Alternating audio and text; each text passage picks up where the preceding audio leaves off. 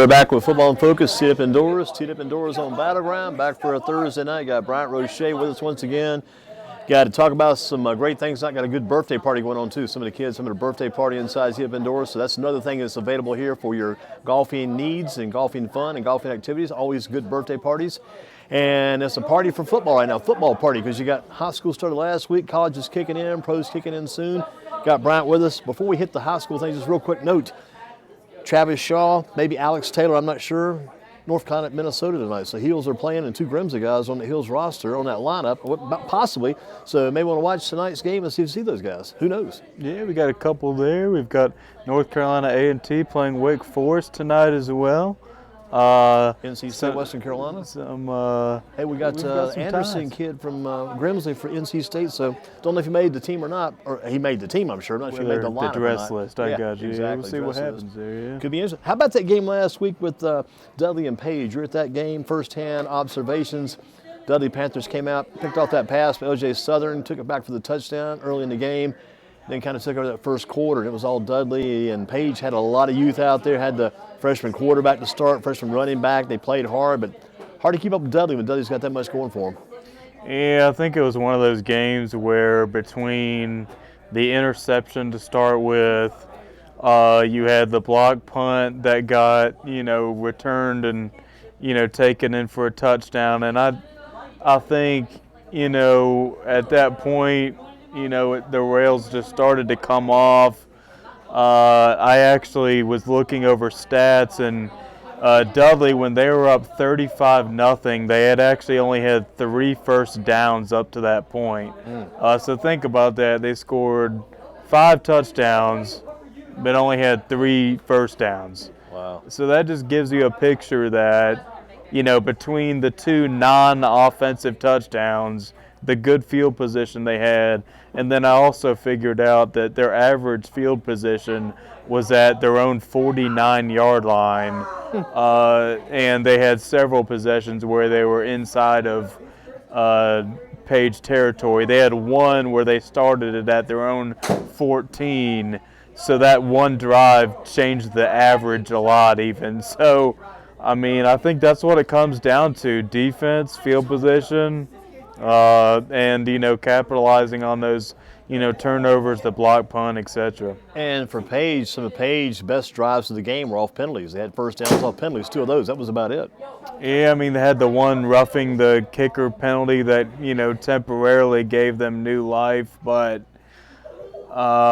first possession, Page looked pretty good. First drive pretty good, and then gradually Dudley adjusted, made some changes.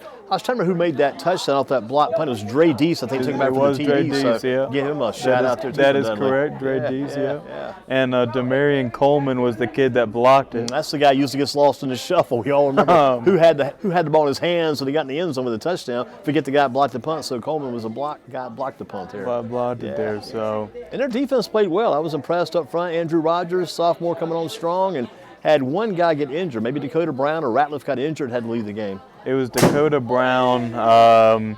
He did come back into the game, though. That's good. So that is a good sign for Dudley. He did come back.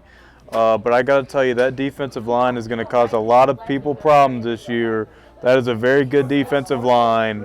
I went to some camps, went to preseason practices, stuff like that. I might give them the edge right now. Best defensive line right now in this area. And moving to other games, too, going on. Grimsley had an excellent outing against Mount Tabor. And the running game for Mitchell Summers, 5 touchdowns in 1 game. He just kind of picked up where he left off last year. He had over 2,000 yards, plus 2,500 yards rushing both his sophomore and junior years. And last week he had 5 touchdowns, about 220 yards rushing. And, it was him. He had it going on.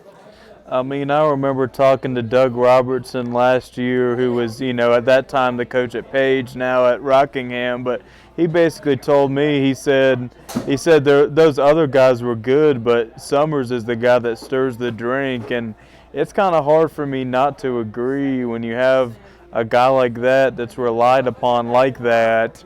He's only about 5'7", 5'8", 170 or whatever. 162 last check, yeah. I mean, he just bounces off of people. He's not that big from a weight standpoint, but he just bounces off of people. He just keeps doing it too consistently. Some guys are good at it. You'll hear a guy had these touchdowns, but you got a guy like him who just consistently every game will get you 4 or 5 touchdowns. It's crazy.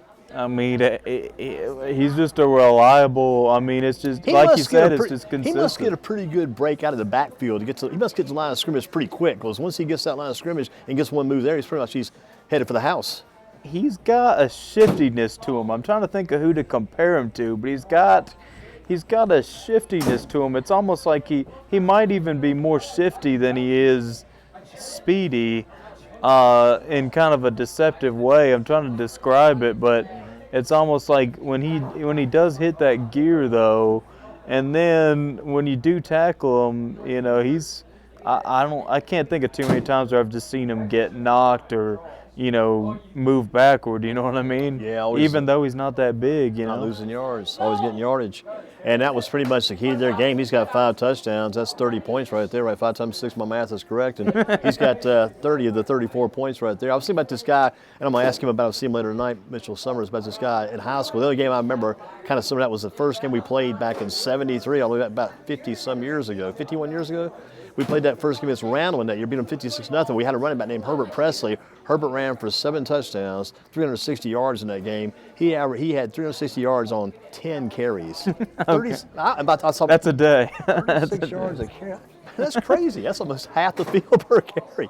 But 36 yards a pop, yeah. And he got a letter from Notre Dame the next week. Okay, wow, okay. But he never made it that far. But the Irish didn't offer him, but he ended up doing okay. He got some looks from those guys, and man, when you do like this, and the Irish were pretty dang good back then. Oh yeah, Eric Parsegian was the coach. Had some very good teams. But Grimsley doing well. They got a huge game this week though against. I still want to call these guys Wake Forest Roseville, because that's what they used to be known as, and they want to be a little more separate identity from Wake Forest, because Wake Forest did so well. I guess we're Roseville now, but huge challenge for Grimsley on the road this week too. Going down there to do it. Yeah, I mean, from what I understand, Roseville, they wore out Butler. Is going to be even better this year than they were last year. About 60 points on Butler. It was like 62-14 or something crazy like that. Yeah, they won. They won big. They won 64-14. Yeah. And they put up, and they were up big. I mean, they had over 50 at halftime. That game was over fast, and Butler is typically a pretty good ball team. And so this Roseville team at Grimsley can't sleep on them. Not that, Grimsley normally does sleep on people, but, this matchup, it could be a dogfight type game. It could be. Interesting game here, too. Ragsdale and Northeast Guilford this past week. 14-10 Ragsdale is Coach Stevenson went on to take on Coach Paris Baxter, his former assistant coach all those years. And we'll get to a little bit more later. Wild thing is, I mean, for Coach Stevens, he's got to be living in a world right now, just a vapor dream of sitting there going, you had that little, and you see the cartoons in the comics, they got that little cloud above the guy's head and the words written in the cloud. He's right there, man, this is crazy. Because he's playing against his former coach this week. Now he's playing against his former team this week. How crazy is all that? Playing against the team he coached for like 20-some years, or was there, Glenn. Yeah, I mean, he was at Glenn in some kind of a variety from 2002 up until last year, and was the head coach from 2015 onward.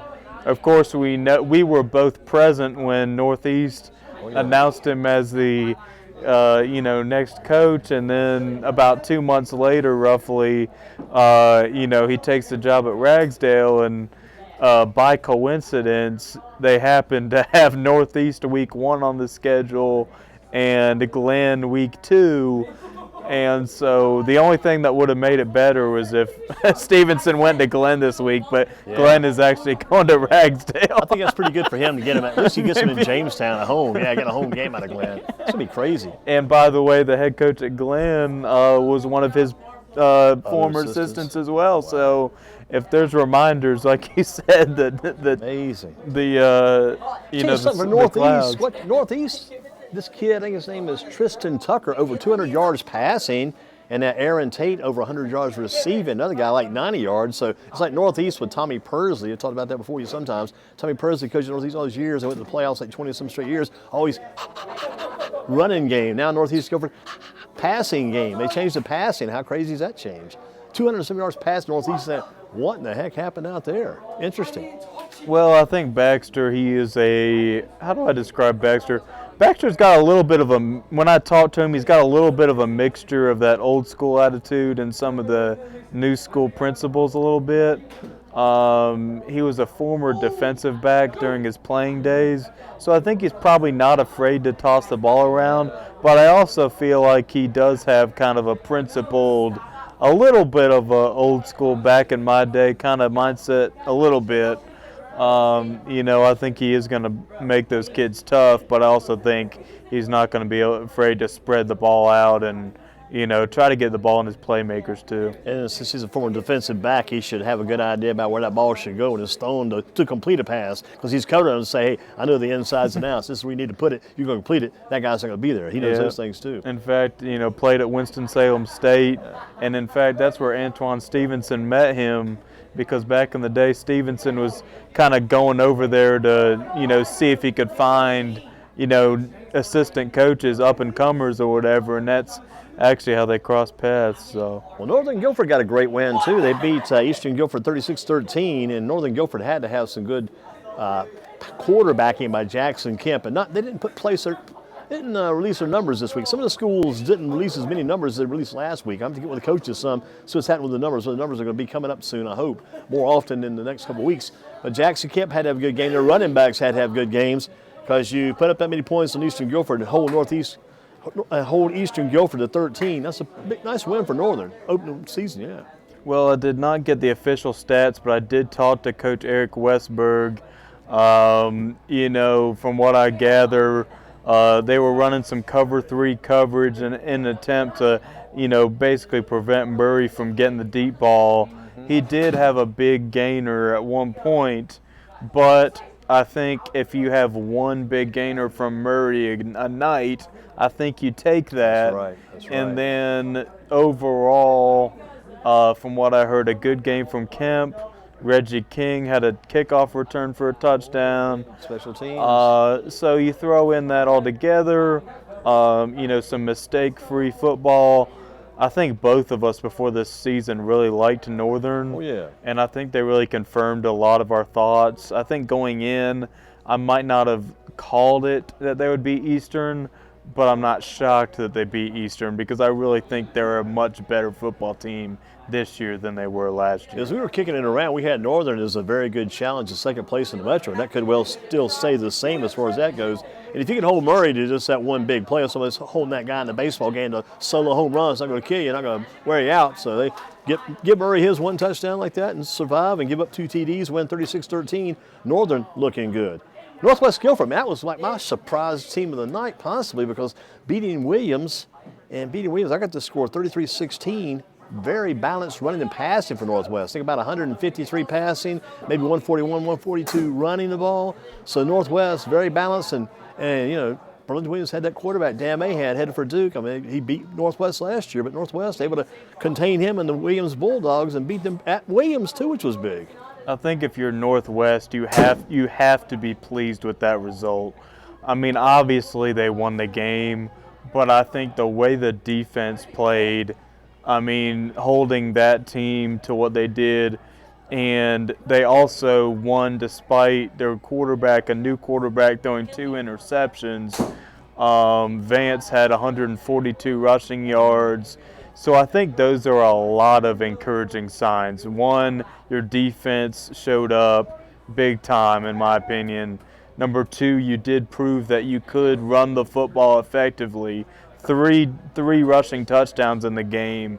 And so I think when you can run the ball effectively like that, play that good a defense, it takes a lot of pressure off a quarterback who's, new, especially a kid that's filling the shoes of Tanner Ballou, who I know you've had on this show a time or two. The old Cat Ballou, no doubt about that. Cat Ballou.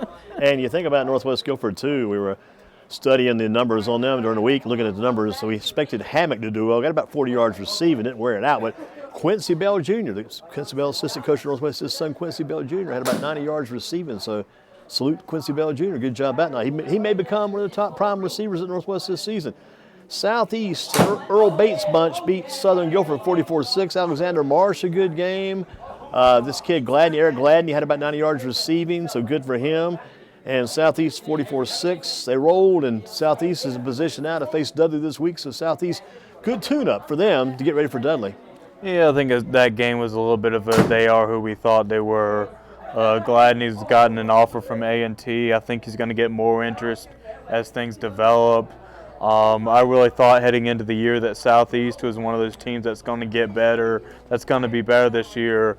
And this week they're really going to find out how good they are playing against Dudley.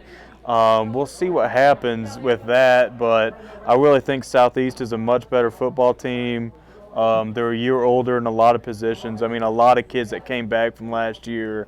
I think Southern, a brand new coach. I think they still have a lot of young guys. So I think that game was more or less what we expected generally. And you think about Southeast Guilford, if they can against Dudley, we'll talk more about it in a few minutes, they'd like to slow the game down some. And Page able to slow it down some initially, but you can only slow it down so much against Dudley before Dudley takes over. And it's like they jump in the car and say, get out of the driver's seat, we're taking over. And they put it in fifth gear, boom, on down the road, flying on you, man. They're gone. Just take over. You can't control those guys sometimes, but so long. Yeah, I mean, I think Southeast in this game coming up, I mean, it sounds cliche, but they can't afford to turn the ball over. They can't afford to put the ball, like Page did, give Dudley the ball at a good spots on the field. And, you might not score every possession, but I don't think they want to make this a track meet game. You know what I mean? I just don't think you want to make this a track meet game. I think you got to, maybe control the clock a little bit more and just make sure that you're not giving the ball away, A couple of years ago, Southeast went to Dudley and beat Dudley back when Kennedy Tinsley was there. I remember that game a few years ago. It was like on a Wednesday night, I think, because they had that hurricane coming through. Just a crazy week that week, but that was a big win for Southeast then. Going to be tougher to win it this year, though, at Dudley. Dudley's loaded, and the two quarterbacks from Dudley look pretty darn good. Crawford and also, let's see, Crawford and the kid, Braden, what's Braden's last name? Braden Jeffries. Jeffries and Crawford both look good. I think Crawford might have had the more yardage, like 100 yards, a little bit better push here or there, but for the most part, both those guys look good. I think so. I mean, I think they executed. Now, they weren't placed in difficult situations. I'm kind of curious what it looks like if they are in a high-pressure situation, but I mean, I think watching that game, there's nothing negative that you could really see. I mean, did they make every throw? Maybe not, but they made a lot of them. And when you have receivers like C.J. Neely, you could throw a screen pass and give them to go. Oh, yeah. Cordell Bartley, I think that makes life a lot easier. And I also like what I saw from Antonio Lee. We kind of knew about him going in, but he had 2 touchdowns, in that game. And I think with Dudley, it's one of those things where you can't just zero in on one receiver because they have a lot of them. And you got Western Guilford knocking off Southwestern right now, 29-0. I think Western talked to the coach there, said it had a good running game going. Said wasn't just Timothy Baker, had 3 or 4 running backs did quite well for him. Western, yeah, their first opening season win since 2019. I talked to this team over the off season during the summer with Coach Timmons, and they were pretty optimistic about this season. I know everybody is a little bit, but I felt the sincerity that they really thought that they really could win a lot of games this year. And time will tell, but I do think that team is much better. They play Northeast this next Friday here tomorrow, and I'm going to have a little eye on that one. I'm curious how that unfolds because I think Western, the message they send is, we're not a pushover anymore. They've been, they've had a losing reputation for a long time now, but I think they're tired of that. And I could tell from the players' voices that they were tired of that. And you think about it, too, if they can just somehow, some way kind of keep that Northeast passing game under control, Western's got a chance to win that game. if you can contain, Aaron Tate, if you can, prevent the ball from going in harm's way, they've got a couple defensive backs that are really good between the Hester boys and Isaiah Irvin.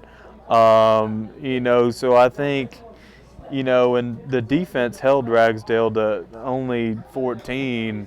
So, I mean, from what I understand, the defense probably played pretty well the other night last week. But, if Western can control the game and give the ball to Baker, I mean, then, we'll see what happens. And that Ashton Timberlake kid's pretty talented too. That good athlete for Northeast Guilford.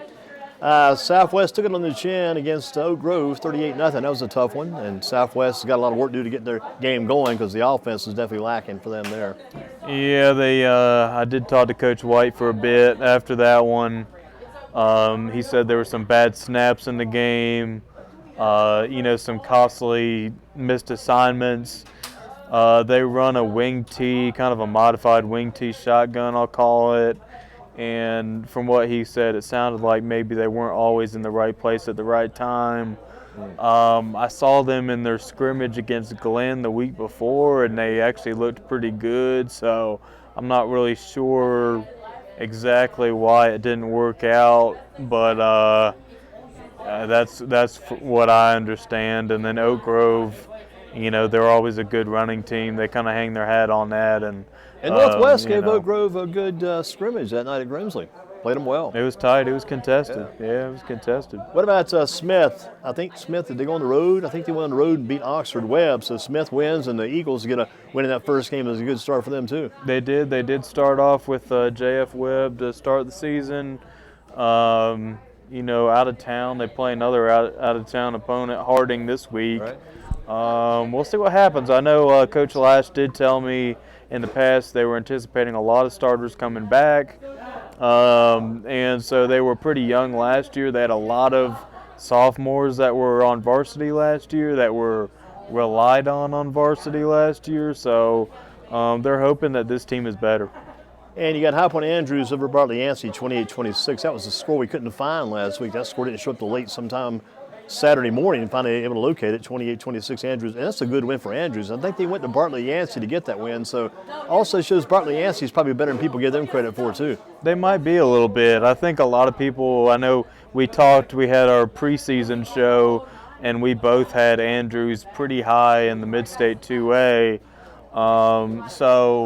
I mean, hard to say. I got that score pretty late as well for some reason. I don't know if there was just a delay or what, but that is what happened. Because I'm looking at Max Press, looking at WRLSportsFan.com. I'm looking Score Tracker, Jackrabbit, everything. Couldn't find it.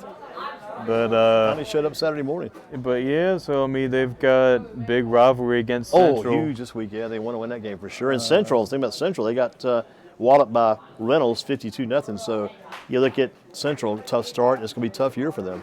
Yeah, I mean, the Bison faithful are probably frustrated with that one. I think Reynolds is an improved football team, second year under Coach Davidiak, but I do think anytime you lose 52-0, no matter who it is, you're a little worried about that. And look around when it comes to Monday, make sure everybody that was with you Friday night's back with you Monday afternoon. Yeah. Make sure they're all still there. Yeah, so they're going to have to do a lot to regroup against Andrews because I'm not sure that Reynolds is necessarily better than Andrews even is. They might be, but I'm not saying, even if they are, it's not like it's, head and Andrews shoulders. Sometimes can kind of become a track meet sometimes, Andrews. So many good track runners on that team. They got a lot of speed, a lot of ability, so sometimes you got to be careful it doesn't become that quick track meet with them. And they're good on returns too, Andrews. Always good on kickoff and punt returns. They can burn you there too. They usually have a couple athletes that can burn you. I mean, I don't know if it's one of those things where sometimes the emotion of the rivalry can sometimes even make that thing close, you know what I mean? Just the competitive fire. I think maybe Central might be counting on that a little bit because they did worry me a bit during their scrimmage against, in that Simeon High Toms event. They did worry me a little bit. And Reynolds, I don't know if they were looking ahead to the next week with the rivalry coming up. I don't know, but they also were running a 4-man front. They've ran a 3-man front under Doak in the past. I don't know if that had something to do with it, but it's just not what High Point Central wants to see. What about these games coming up this week? Got New Bern at Northern Guilford. New Bern 1-0, Northern Guilford 1-0. And who do you favor in that game? Oh, man, I really think this is low-key one of the best games of the week.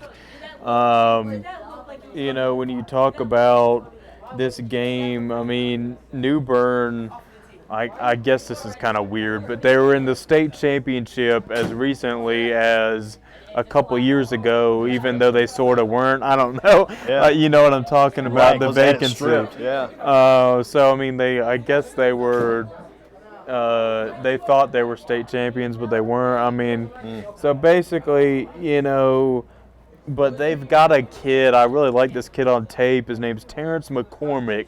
You might want to look this kid up. He's a dual threat quarterback for New Bern, running and passing. His stats from this past week, he was 15 of 18 for 247 and 4 touchdowns. And on the ground, he had 106 yards and 2 on just 5 carries. This is an explosive athlete. Northern's going to have to shut this kid down. Meanwhile, I really think this is a great measuring stick for Northern.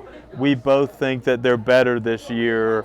So I'm really curious to see how this turns out. Well, that kid from New Bern. Give us his name again. Terrence McCormick. Terrence McCormick. He's probably about 5'10", 5'11". I'm guessing he's maybe a little under 200. But I saw this kid's tape, and I was really impressed with this kid. Looking sharp. New Bern, the Bears coming to Northern Guilford on Friday night. Johnny Roscoe Stadium, 7:30 kickoff there. You got North Davidson at Northwest. Important game for Northwest. Try to make it a 2-0 start to the season. I feel pretty confident about this one. I don't want to be that guy that, you know, says something and, you know, whatever, but I really feel confident about Northwest Guilford in this one. I just think right now North Davidson, the program, they underwent some coaching turnover last year. I feel pretty confident about Northwest Guilford. Northwest to get that win. Northeast at Western Guilford. Northeast 0-1, Western Guilford 1-0. We talked about this one a little bit earlier. I also like this matchup as well. Based on what happened last week, I got to believe that defense and running is probably going to be a pretty significant factor in this one. We'll see what happens. It'll be the second game for Baxter at Northeast. So we'll see how they rebound. I almost think this game is going to be more of a mental thing than who's got the best guys in a way, because if you're Northeast, you can't have the mindset that, oh, it's Western, we're just going to walk in here, because I think Western really is a better football team. And if you're Western, you don't want to be too high just because you won a game. You know what I mean? Yeah, you got to be careful. Western, too, got to protect the football. Don't get that football up many times. You got to play some error-free football, keep it on the ground, and use that clock and maintain possession. As long as you got the ball, other team can't score, so can't say that enough. How about Smith at Harding University? Smith wants to go 2-0. I don't have much of a book on Harding just because they're away from here, but I remember last year they also played Harding. They beat Harding last year, right? And they did beat them pretty soundly. So I gotta feel like Smith is probably better this year. So I would probably feel pretty safe picking the Eagles here. And the Eagles have not landed yet. They're still flying high, headed to Charlotte to take on Harding University. What about the game with Eastern Guilford at Brunswick-Williams? Williams 0-1, Eastern 0-1. Both teams looking for the first win. Yeah, I think it's kind of interesting, who bounces back. I think Eastern, last week they had a new quarterback, so I think he's probably better off in week 2. Burlington, I think you have to be at least a little bit surprised the way they lost, even not necessarily that they lost, but the way they lost a little bit. And so you kind of think if you're Eastern, I think the big thing is shutting down that quarterback. And if you can kind of contain that passing attack from the Duke commit over there, Mahan, that you talked about, I think that's kind of the game plan. And I think Eastern overall is a pretty good defense. If they can just fix up, a couple of those week one things that happen against Northern, I think they'll have a chance. And Eastern doesn't want to start the season 0-2 because you feel like 0-2, you got a lot to work on to get back to where you need to be. You want to have a little bit of progress going on, a little bit of a win to show for it going into week number 3. What about this Glenn-Ragsdale game? Both teams unbeaten. Oh, man, I love this matchup. Super matchup. I love this matchup. We talked about the coaching dynamic. I really think this is going to be good old-fashioned football. That's my impression. Could be a lot of yelling and screaming and shouting and kicking and stomping in this game. I think this baby's going to come to defense. You're going to see some running. I think it's going to be ball control, classic football, gutting it out. I think this is going to be a dogfight, man. I really do. It's going to be a dogfight. Slight advantage, or maybe better since they're home. Maybe better put is it's a cat fight, I guess. Bobcats and Tigers, I guess. And do you give any kind of edge, maybe toward Ragsdale since it's a home team? Ooh, boy, I really think this one's going to be tough. I'm like, do you give the? I mean, you do have the mentor did get ahead of the mentee last week. Boy, this is gonna be tough. Ragsdale is at home though. Should we give them the spread to favor the home team? I think I'd give them an edge, maybe by 3 points or something like that. I really think this baby's gonna be close though. I really do. Tough ball game, Glen at Ragsdale. Southern Guilford at Providence Grove, and again, Southern Guilford not too far from Providence Grove. They got to get down and get the game back together too. Yeah, they're still just trying to get it started. Southern is trying to get things started now. Yeah, I think if you're Southern right now, you're building a new program. You have a new coaching staff. I think we knew that things weren't going to just completely change overnight. But I think you have to be patient. You have to, if you're on that coaching staff right now, you've got to make sure that these players are buying in, even if you're not getting immediate results. And when you lose that first game, that's when you kind of look in that locker room. You got a sense, is it one of those things where we lost a game and we're having doubts, or is it a situation of, hey, let's stick with this. We're still early in the season. We're still early in this coaching change, So I think those are the things that people are looking for right now, the morale. Just the morale of that. See what their attitude's like coming around. Check that attitude. Check it at the door. Southwest at Reynolds. You mentioned earlier Reynolds might be in that same neighborhood with a team like maybe Andrews or somebody there is pretty good, maybe better than people think. So Southwest got their hands full again. This is a matchup of complete opposites. You've got Reynolds, who is a spread pass-happy team, and you've got Southwest Guilford, who's going to run wing tee, ground and pound, probably run the ball about 90% of the time. So if you want to see a nice little Jekyll and Hyde matchup of contrasting styles, this is your game of the week right here between Reynolds and Southwest. And, I think after last week's results, I think you got to be encouraged with what Reynolds did, even though we're still a little bit unsure of where High Point Central is right now. I still got to think if you're Reynolds, you feel pretty good because he was a first-year coach last year. They got a nice upset win over Mount Tabor. I think Reynolds is a program that's going in the right direction. I really do. Got to blow this one kind of off the chart a little bit, but again, still mentions Guilford County. You got High Point Christian Academy 2-0, North Raleigh Christian 1-1. So High Point Christian Academy, good start for them. They've already got 2 games under their belt. We've been playing just a little bit of time now. They already played 2 ball games, so they're good at North Raleigh Christian. If you're High Point Christian Academy, it doesn't matter if you're playing whoever on Friday. You want to keep winning, get that record to 3-0. I think so. I mean, I think right now High Point, the way their schedule's looking, it does look pretty smooth. And I think for them, it's just a matter of, how we do against the top of the top on their schedule, because last year they really cruised until it got to the nitty-gritty. Yeah. I think one of the biggest statements of this season, running back Jalen Moore, a former running back at Reagan who originally went to East Forsyth, literally had a jersey and uniform on in that East Forsyth scrimmage against Grimsley just a week before the season, changed his mind, transferred to High Point Christian, before even playing a game for East Forsyth, I think that's a sign, folks, that High Point Christian is not just a place for cast-offs. High Point Christian is a place where guys are wanting to play now. They're a good football team. They are a real program. They're bringing them in, and guys don't want to go there. They're bringing them in, apparently. It's kind of like that guy in that Major League Baseball game this week where he had played in the previous game. The game got stopped. He was a catcher for one team. He played for one team in one game and then played for another team in the same game. That's kind of crazy. I've never seen that before. How that went crazy. So looking maybe toward Northern Guilford, hoping to win. Northwest looks good to win.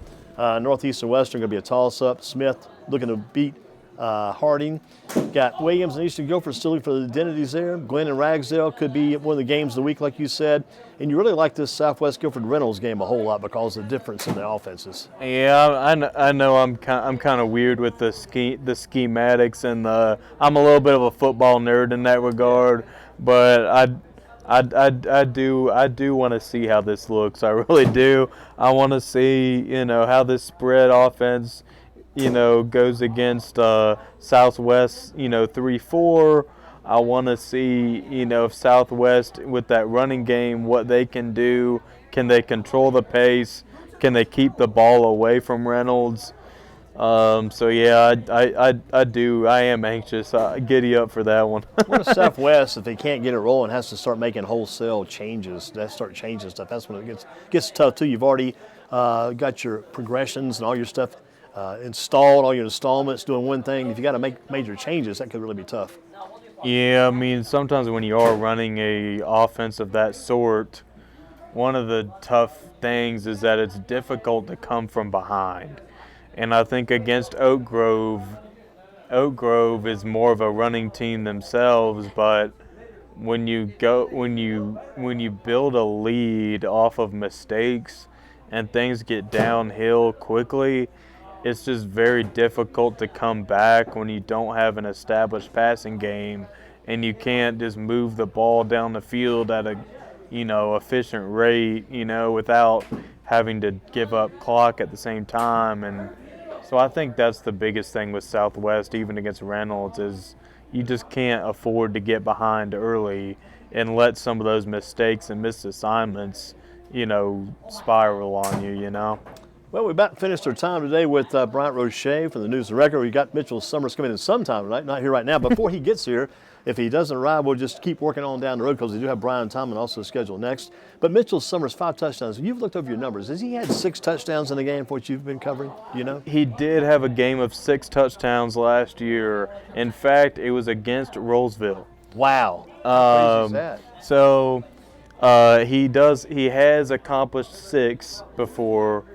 So we'll see what happens this next. Do you see Grimsley throwing him the ball in the backfield, passing it to him more this year? Utilize him as a receiver out of the backfield. It seemed like against Tabor, just from what I saw, it didn't look like they changed their offense too much. Right.